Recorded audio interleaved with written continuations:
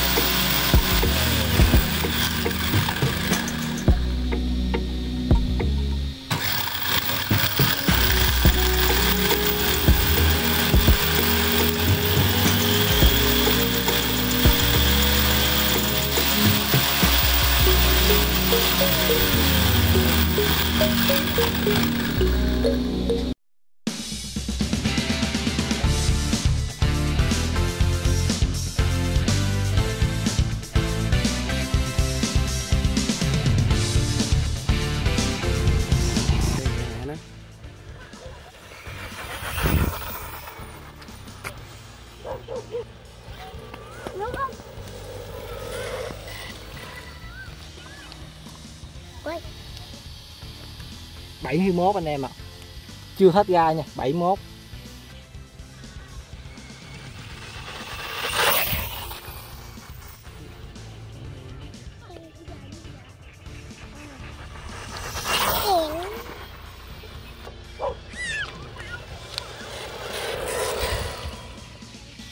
82 anh em ạ. Pin 2S thôi là để 82 rồi. Cái nữa nha.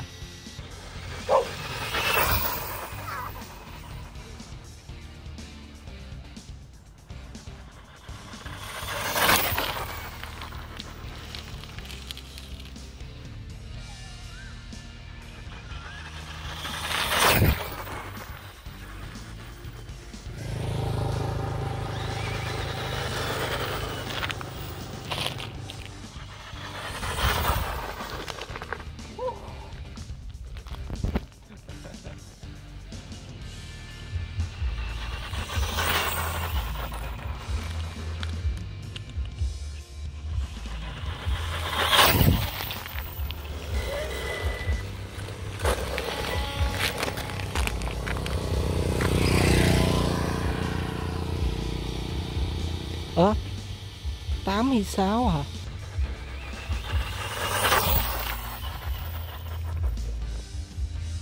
Lần này là cái gì rồi? văng cái bánh cái luôn.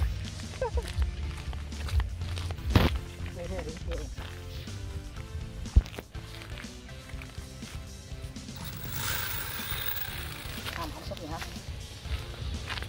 Tốc độ. À, chết rồi, sát cái con đó tốc độ.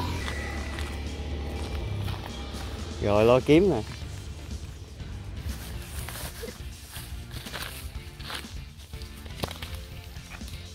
May quá pin chưa xúc.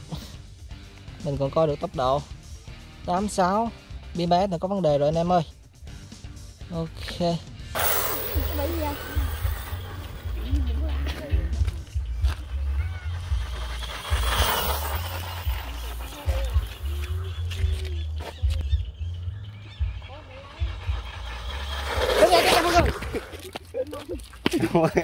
Sao chạy nhanh với cha? Thôi đau rồi đó. Dính không? Sao không? Có sao không? Dính chân. Không sao. Có sao không? Có sao không? Chết bạn tôi rồi. Này xin tiền thuốc quá. 88. Pin 2S thôi mà 88 rồi, pin 3S kia pha ke rồi. Làm lại cái nữa.